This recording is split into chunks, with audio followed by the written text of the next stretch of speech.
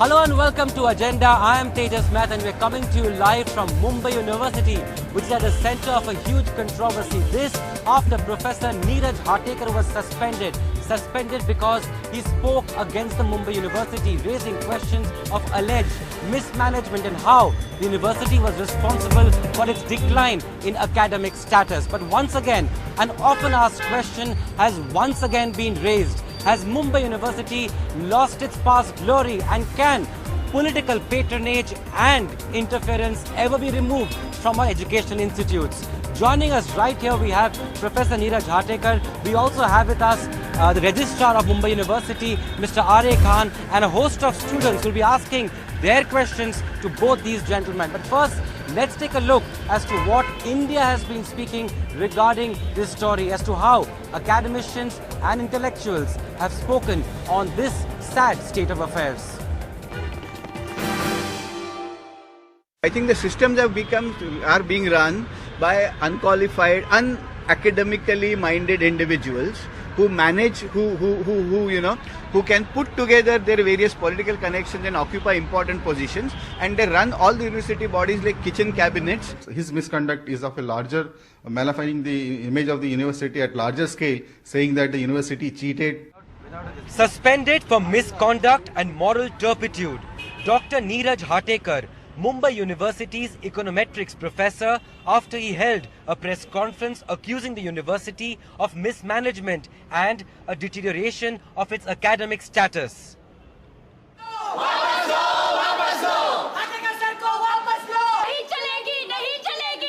Vice Chancellor Rajan Belurkar's decision, students say, was unfair, as no notice was even served to him.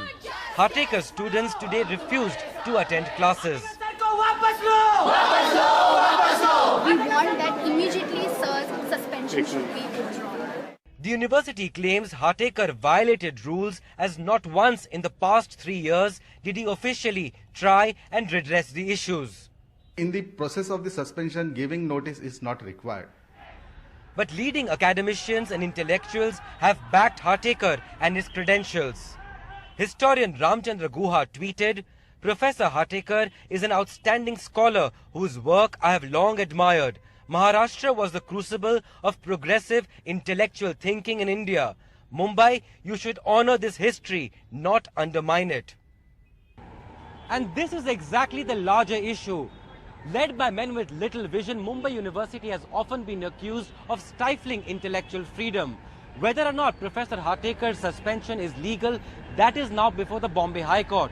But what's perhaps beyond debate is how one of India's finest institutes has over the decades lost its glory.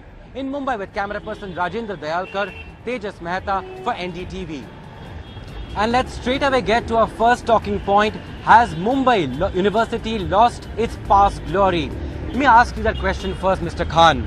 Because when you had met in the afternoon, you were saying that Mumbai University is only improving. But do you really, if I ask you to place your hand on your heart, would you say that it has not lost its academic status as many have been claiming? No, definitely not. If you see, the NAG accreditation was done in 2001, which was there for 5 years to 2006. Later on, the accreditation was not done for 5-6 years. Now, in this period, the accreditation has been done. 80,000 square feet has been added to the infrastructure. Sir, this is not about how much you have added in square foot. This is about academic status. Haven't you declined? You were, in 3 years ago, you were ranked 96th in all of Asia. Today you are 150th. You see the academic achievements. The 243 posts were advertised, and out of that, 85 posts were filled. The process is on. 5 times the posts were advertised. Recently, the posts which are not filled has been advertised on 10th December. Filling positions is certainly not any standards of, increasing your academic status. Mr. Hatekar, let me just quote what Arun Tikekar, historian Arun Tikekar, respected, what he has got to say about this, the situation here. In fact, he wrote, and I quote him, "Those who know Mumbai University's glorious past or were associated with it are helplessly watching. They can only cry or wail. This is a situation where no free, sensible man can help but revolt against what is happening in the University of Mumbai." And here you have Mr. Khan saying just the opposite. See, I've been associated with this Mumbai University as a student and now as a teacher for more than 25 years. I definitely remember that the system was much more vibrant, much more knowledge conducive to producing knowledge till about the last 10 years or so. Okay, eventually now, in terms of the contribution to research, to generating new knowledge, to generating new ideas, and generally the academic vibrance, I would have to unfortunately say that Professor Tikekar is by and large right. Mr. Mayank Gandhi also joined us from the Aam Aadmi Party. He was here this morning in support of Professor Hatekar. Mayank, Mr. Gandhi, the larger issue, of course, here is about, whether or not the status of a university like Mumbai, which everybody has been, praising immensely, to most of us here today, it almost seems like legend or myth. Can you please, tell us why, first of all, you thought, not as a Aam Aadmi Party member, not for politics, but as an individual, as a citizen of Mumbai, why did you have to come down here to be part of these protests? See, like many institutions which are now being infested by politically sponsored people, this institution, which we used to be extremely proud of, I am a student of Mumbai University, has been deteriorating every year with the papers being leaked, with the quality of education, the quality of teachers, and the students unfortunately are victims of this entire institution breakup, this collapse of the institution. And my children also studied in Mumbai University, Kalina campus, and I looked at some of the things that is happening now. And since Mr. Rajan Velurkar has come in particular, I think there is a lot of shame that it is going that way, and I hope that it can be stopped. And the students taking up cudgels on behalf of the university is something very encouraging, and and I thought we should go and support them. Anyone fighting against corruption and against mismanagement, especially an institution like Mumbai University, should be supported in its entirety. Let me just bring in students here. Parita, do tell me, do you feel a proud student of Mumbai University? Not just today. Was this the first choice of an educational institute of your choice, the first choice?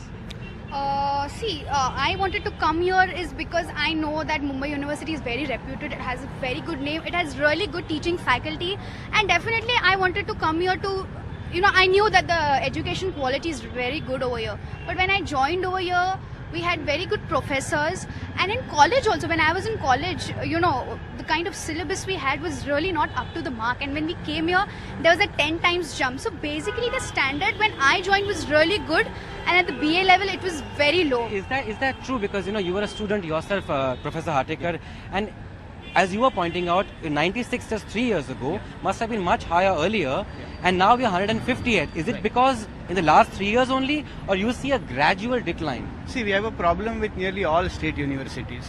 Nearly all state universities in Maharashtra are slowly going down But the rankings. why has Mumbai been so badly affected, the university here? I think it has been badly affected for a variety of reasons. One is by and large political interference in various appointments, particularly appointments of positions like the Vice Chancellor. Secondly, improper functioning of the various authorities like the Board of Studies, for example, research recognition committees, academic councils, management councils. Okay, these administrative bodies are not doing the kind of job that they should be doing. Respond to that, Mr. Khan, as there are serious allegations, that under Mr. Velurkar, who is the Vice Chancellor, the university has, seen a huge decline, not only in academic status, but in administration, leaked papers. How do you respond to all of this? Because at the end of the day, you work with the same management.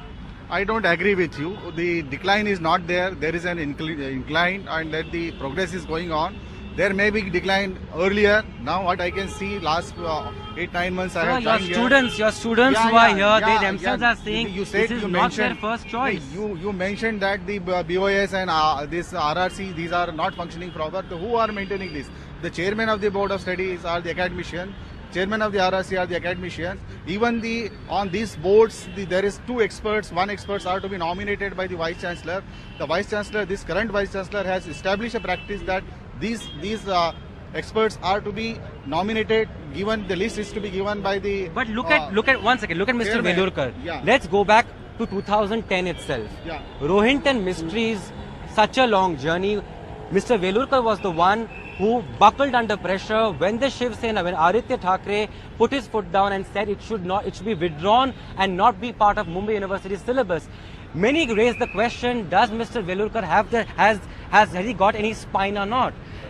Won't questions be raised whether or not he is an intellectual leader, an academic leader, a cultural leader worthy enough to lead the university itself?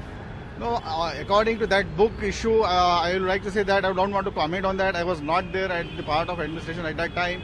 As far as his calibers and concerns are there, I personally know him. He was a vice chancellor for 5 years in another university prior to this university.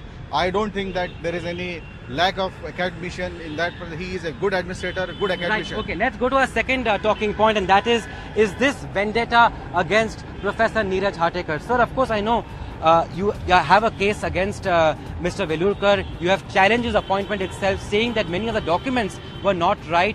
But beyond that, beyond his qualifications, does he really deserve to be in the position where he is? And why not? I would like to first emphasize that the largest step towards solving the problem is to admit that problem. And from that point of view, I think a major problem with the university is its leadership.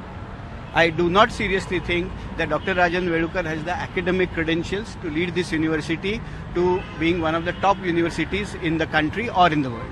Mr. Mayank Gandhi, come in here. You know, what the administration has done, they have used emergency powers and gone ahead and, suspended Mr. Hatekar, whereas they could have given him a show cause notice itself.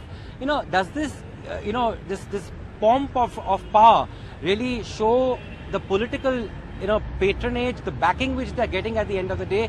Because at the end of the day, many will ask the question, what right does Mr. Velurkar has of doing what he has done already? No, there are two responses to that. One is the political patronage and how the government is pushing through its nominees.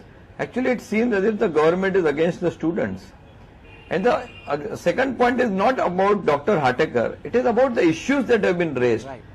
Why are the issues not being addressed? Whether Mr. Hatekar will be there or not there is something for the court to decide. But the issues need to be resolved, and just because he is asking uncomfortable questions, he has been summarily dismissed, which means that there is something that they are hiding. Why are they not addressing the issues and extremely relevant issues that have been raised by Dr. Hatekar? So the Right. issue, the matter is about the issue, it is not about him.